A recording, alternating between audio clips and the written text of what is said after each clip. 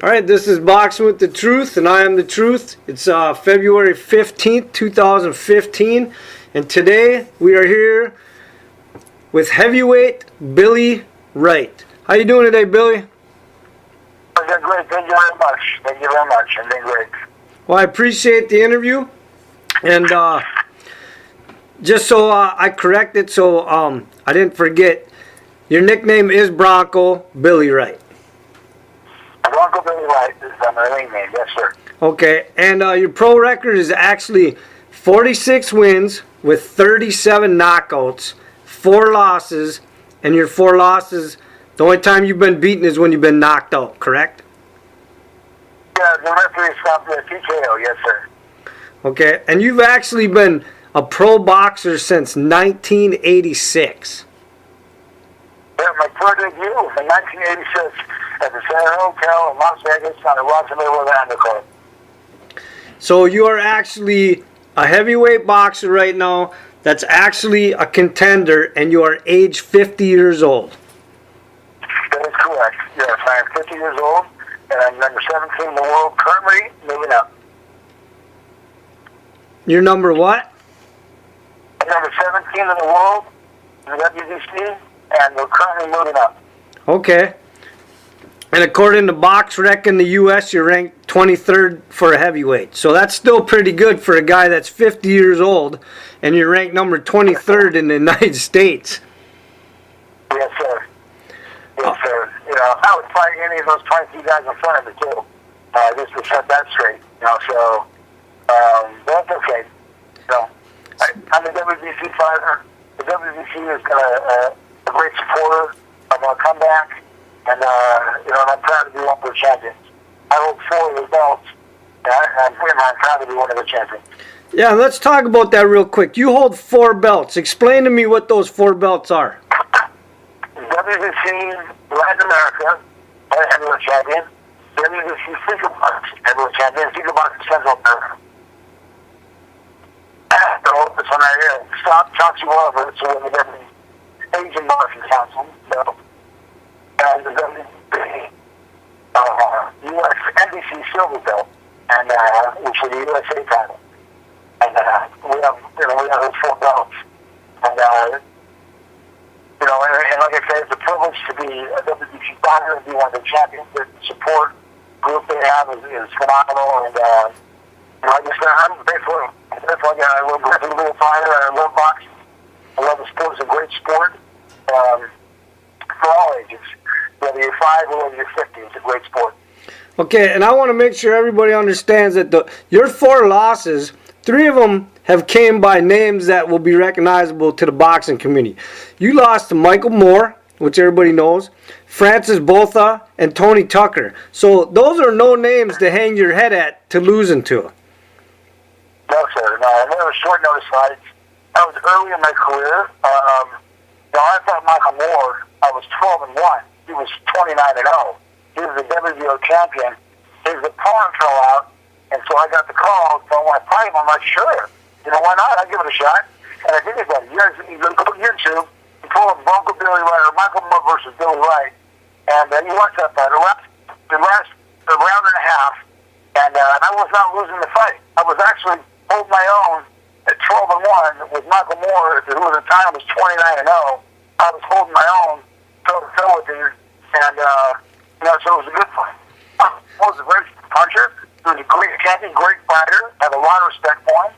I would love to fight him now, but I'm 46 before. I'd love to fight him. You know, that's obviously probably won't happen, but you know, so always a wish. You know, and the same thing. You know, so then I lost by 2 KOs to Michael Moore, and then I lost my very next fight less than 6 days later. Was against Francis Botha, again a short notice fight. We got the call, and so I said, sure, give it a shot, same thing. We went 5 rounds, and never was knocked down. The referee stopped the fight, he said I wasn't doing enough, and so, you know, was trying to protect me, I understand it. But I was never knocked down in that fight against Botha. I was never down, not once. And, you know, and then some time off. Okay. Well, the opportunities you've had in your career, like you said, right now you have 4 belts. You fought some of the big names that we mentioned.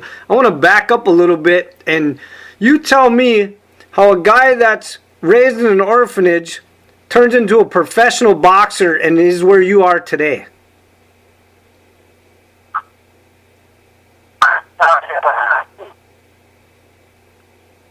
Diverse chocolate, you know. Can you hear me? Can you hear me? Yeah. My son wasn't fast as a war seater, you know. I did have a touchdown. You're breaking up on me. I don't know why. Can you hear me now? Yep. Is that better? Yep. Okay. Okay. A lot of people will use their childhoods or experiences that have happened to them, negative or positive, and they'll use them for an excuse or a crutch to why they act a certain way. You know, and just because people do bad things doesn't give a person the right to do bad things too. Okay? And so my life has been built on personal choice. And I haven't always made good ones. I made my share of bad ones. I had more holes in my armor than anybody. But the one thing I do every day, the one thing I do every single day, is I do my very best. And I give 100% every single day. No less and no more. I give 100% every day. And because of that attitude and the willingness to always be a champion in whatever I did, you know, it kept me kind of from going the wrong way completely.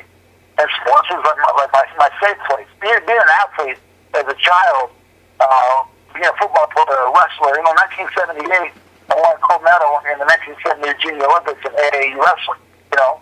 And so I've always been a great athlete in all the sports I do. And but it kept me safe and it kept me on the right path, academically and athletically. And I encourage everyone, female and male, of all ages, to be active in sports and be academically active. These are the things that you have to do. You know, you don't have to, but you should make that choice. I challenge everyone to make that choice. To do your best, to make the right choices, man. Stay in school, you know, educate yourself, and do your very best at everything you do. And if you're an athlete, then be the best athlete you can be. There's no tomorrow. You got today, so you do your best today every day. That's how I raise my kids. I've got one of them, my one son, Cody, you know, he's a golf pro in Arizona. I have a son, Zachary, who's undefeated as an amateur, as a fighter. My daughters are fantastic. You know, one has her own business. Another daughter's in college. You know, she's going to the veterinary school. I mean, I can just go on and on about my kids. You know, I got a son who's about to go to, he got a scholarship to go play football for a university. And my other kids are smaller and they're still in school on their way. You know, so, how do you say that to people? If you make the right choices, the right things happen for you. Well, I think that your story is really inspirational because I think a lot of young kids need to understand that just because they're in a situation where they live or how their home life is or whatever, that, like you said, they shouldn't give up. I mean, you were in an orphanage.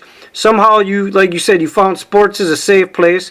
You found amateur boxing. Then let's talk about Gene Fulmer. You found Gene Fulmer, and he helped you in the pros, right? Yes, sir. You know, and that was in 1985. I was at the Golden Glove Nationals, and I fought a guy named Kevin George, okay? And I knocked this big, tall guy down. I knocked him down every single round, okay? And before they announced the winner, he was telling me, oh, great job, he deserved to be champion. You know, he thought he'd lost. Like, he was congratulating me. So, Kevin George was the USA team back then. So, I didn't know the politics of boxing then, okay?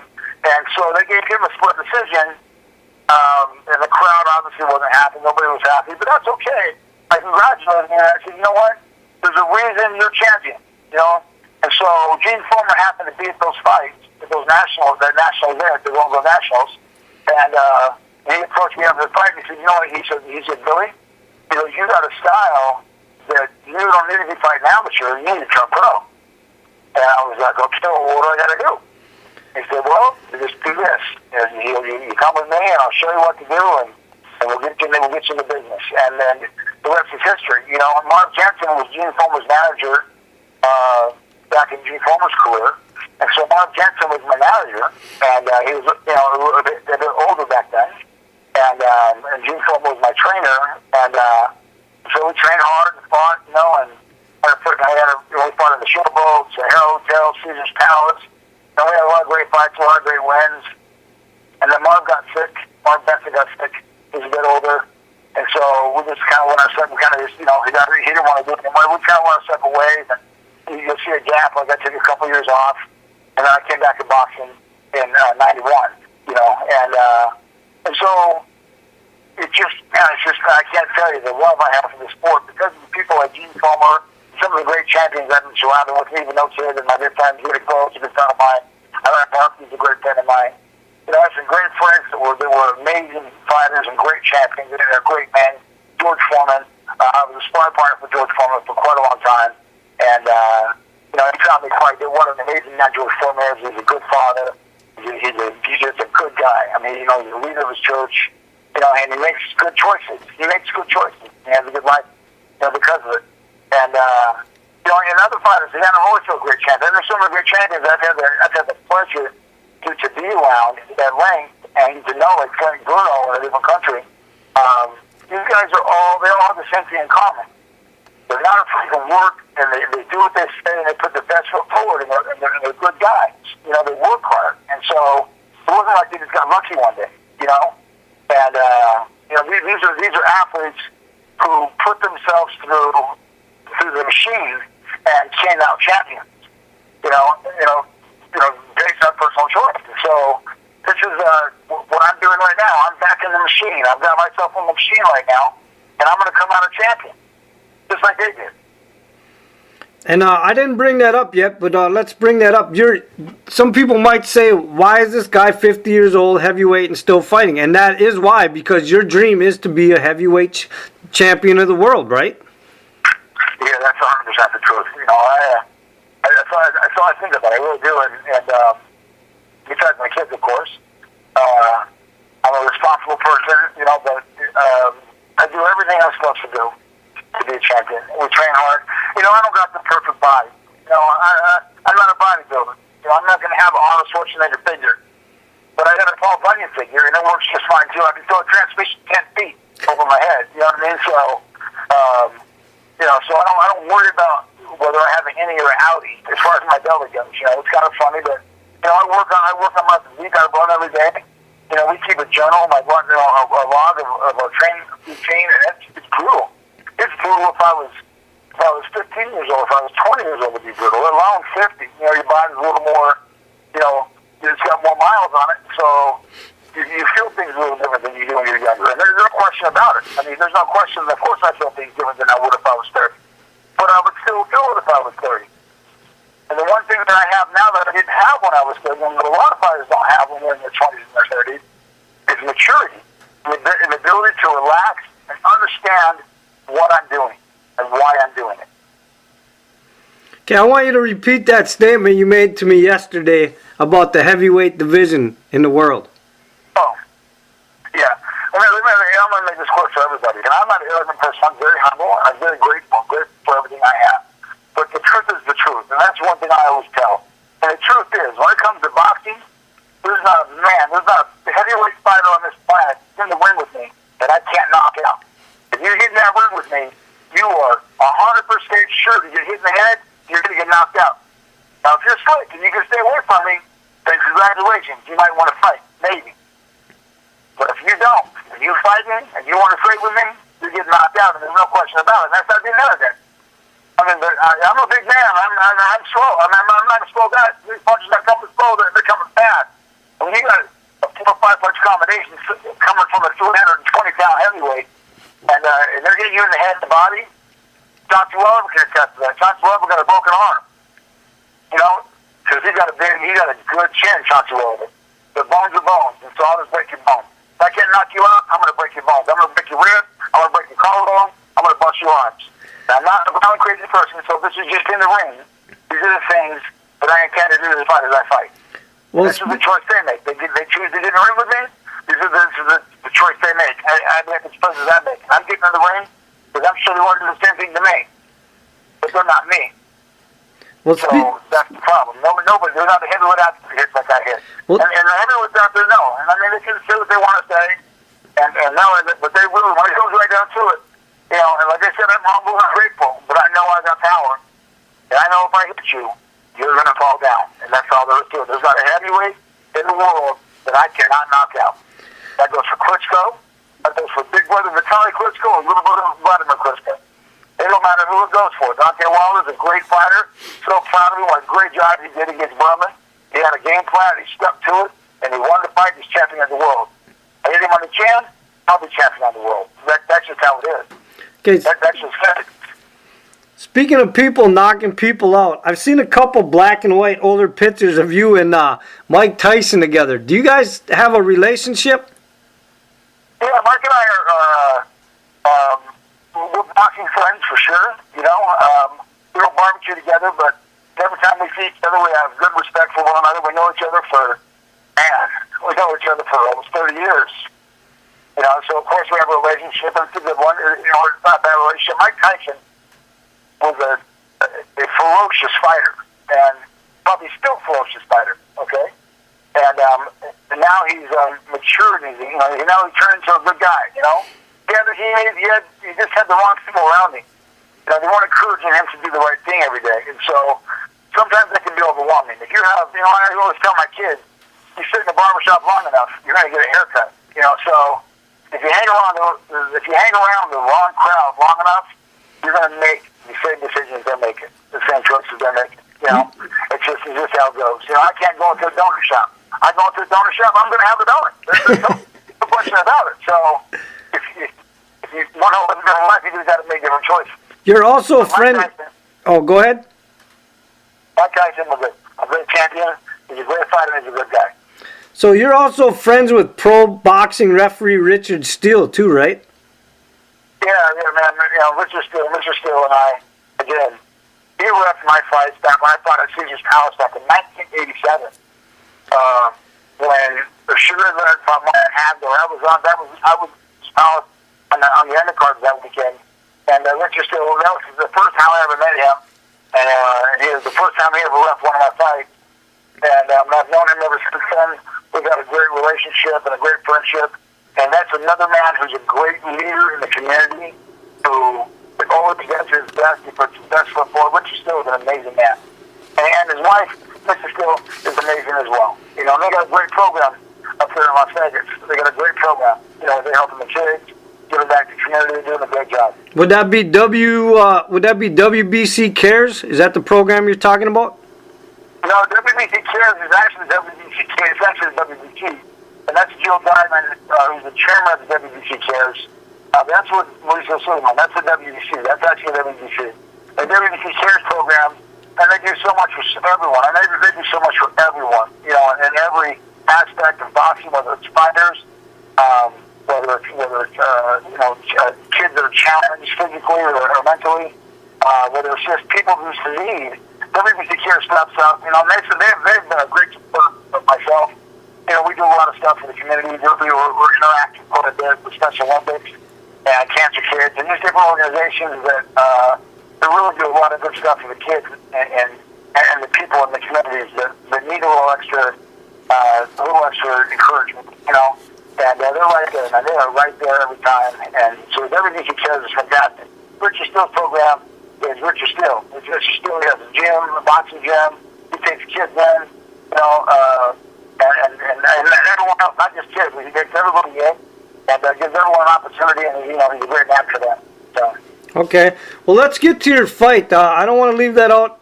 Everybody that's listening to this, like I said, you are 50 years old, but you are still active. You actually have a fight March 13th, 2015 against Gilbert Dominguez, who's actually 22 with 20 knockouts and 2 losses. And his 2 losses, he's been knocked out both times. And you're actually defending 2 of your titles in this fight, correct?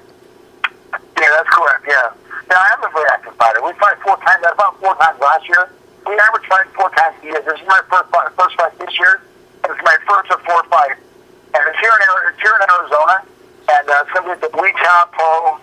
It's a Roy Jones Jr. promotion. And I am defending my WBC Latin American title, my WBC Pico Box title. And against Gilberto Mateus Domingo, he's 22-2 with 20 KOs. He's from Brazil, so you know he wants those titles I have, and it's not going to happen. He don't got a prayer. This guy don't have a prayer. He don't got a prayer. He needs to gain about 200 pounds because he's just too little. And this is actually this is a main event fight on the Roy Jones Jr. show, correct? Yes, sir. It is a main event. We are the main event. Well, that's pretty neat. That people are still recognizing that you're out there trying to do things, and that you're getting main events and getting guys like this to fight, and you're defending your titles, and it's great that boxing as a community as a whole can try to support each other and try to help each other with their dreams. Like I said, I think your story's phenomenal, and that's why I wanted to interview when I started reading up on you and found out that you're at 50 and you're still going for a world title, and that you already had 4 minor titles, and that you just seem like a runaway train on a mission, and nobody's gonna stop you. Yeah, I'm so grateful, and I'm grateful to you, for taking the time and having me on your show. I'm grateful to so many people that truly believe in what we are accomplishing, what we're actually doing, And I'm grateful to every one of them. The team, Billy, I'm grateful to my family. What everybody does, exactly puts together all my, you'll see the little footage and little films and stuff that are up on YouTube. My son Zach does all those, And, he's a big Hollywood producer, but he still puts them together, and they turn out great, man. They're just fantastic the way he does them. So everybody has a part of what they do. Rafael Garcia is one of my trainers, Billy Bo Coleman, my man, he does my pads, we've got nutritionists, people, we have specialists that specialize in what they do, and use their expertise, and we follow what they say, and so, it's like it takes a village to raise a child. It's kind of the same, like you see, the boxing family, it takes a village to make a champion, and, or to help a champion become a champion. So, and that's what we have right now, with yourself and all the other people that are now going, you know what? We believe in you too. We believe in you too, Billy. Not, because for a while, just, 4 years ago, I said, oh, you know what? I'm going to make a comeback. I can do this, right? Everybody, except a few people. And my kids are like, all right, Dad, we believe you. If you say you can do it, we believe you.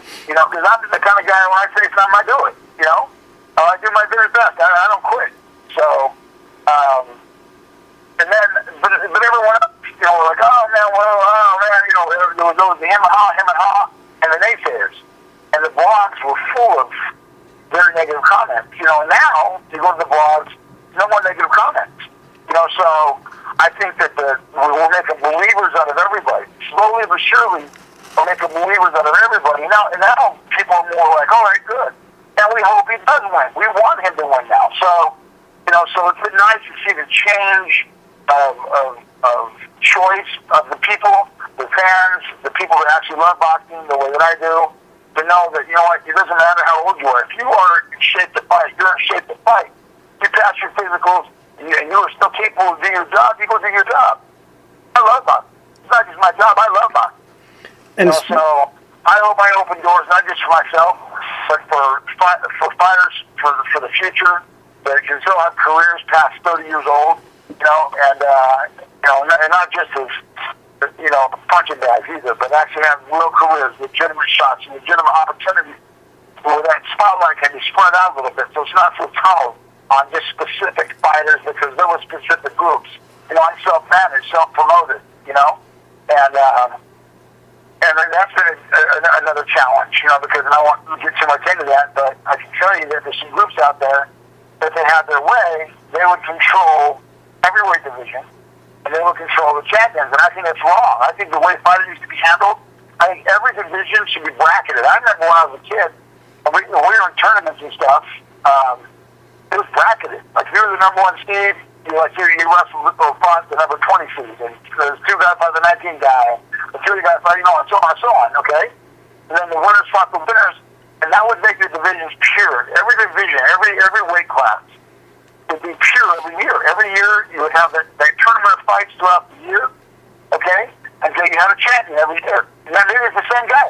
Maybe the same guy wins it for 10 years in a row. Maybe Klitschko could pull that off. But I don't think Klitschko could pull that off when we had a true bracketing system in place that would keep fighting exciting, that would keep fighting the way it's supposed to be, pure, and not so political. And again, I don't want to get too much into that, because everyone has an opinion, and they're welcome to it. My opinion is, boxing would be a lot more pure if boxing was bracketed. Well, I mean, I agree with you that boxing in a whole needs to definitely change something, especially in the heavyweight division. We need to get back to the way it used to be where, you know, all the top 10 guys were fighting each other, whether it was for pride, the money, whatever reason they need. But we need to get it back to where when two guys are standing in the ring, the crowd knows the crowd knows who both of these guys are. Yeah, I'm not going to know who both guys are. Because anybody can win the fight.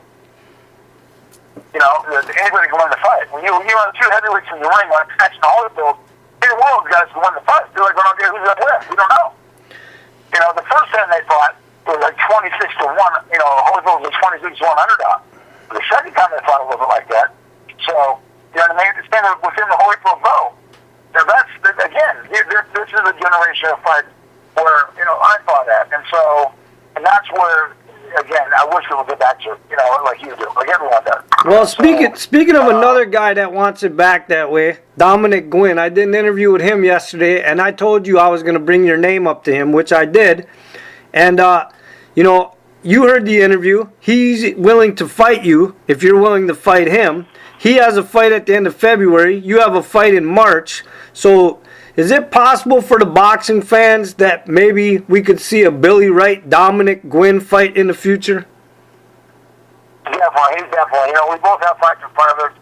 You know, I have my fight in March 13th in Arizona. He has his fight in Salt Lake City in February. You know, I wish him luck. That is definitely something that we'll talk about. I have no conditions. I don't care what gloves you wear. I don't care nothing. People want to fight, let's fight.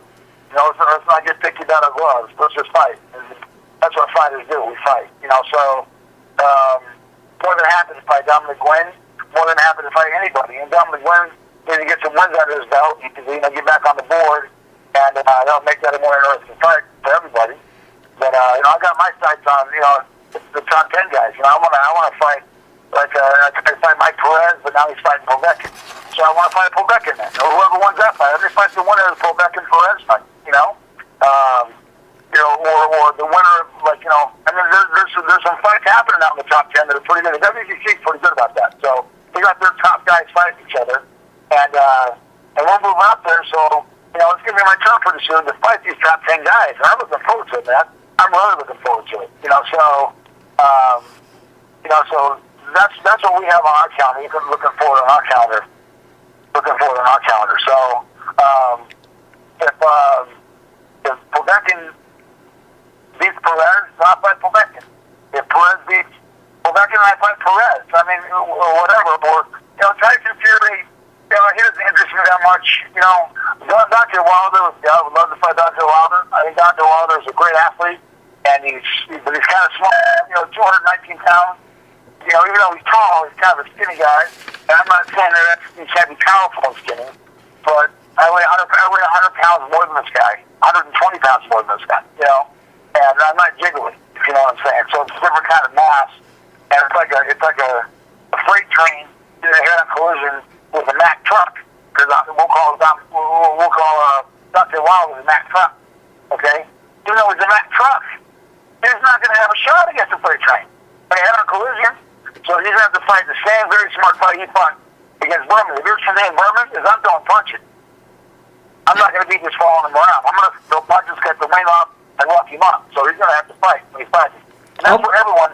Anybody that's going to fight me in the future, let me just give you a hint. When you come to fight me, when the boxing match is in set, be ready to fight. You can try to box me, but I'm going to make it a fight. So be ready to fight. You fight Billy Wright. Well, you know what? I think on that note, we'll end the interview right there with that statement, because I think that's a good statement to end the interview on. Basically, Billy Wright says, don't look at his age as being 50, because that has nothing to do with it. He's in shape. He's ready to go. Any heavyweight that wants to take the chance and step in the ring with him, he will knock you out. So get the phone ringing if you think you can beat Billy Wright, and if you think he's over the hill, go ahead and take your chance with him. But something tells me he might just add another win to his record. Well, good luck, Billy, on that world title. I'm going to be watching your career, and I'll be cheering for you, man. And I can't wait to see you hold that belt up, that world title. Thank you so much. Again, I love your show. I love the truth. So the truth is a wonderful thing. Thank you so much for having me today on your show. And I look forward to talking to you again real soon. After my next fight, let's do this again. All right, sounds good, man. And the truth has spoken.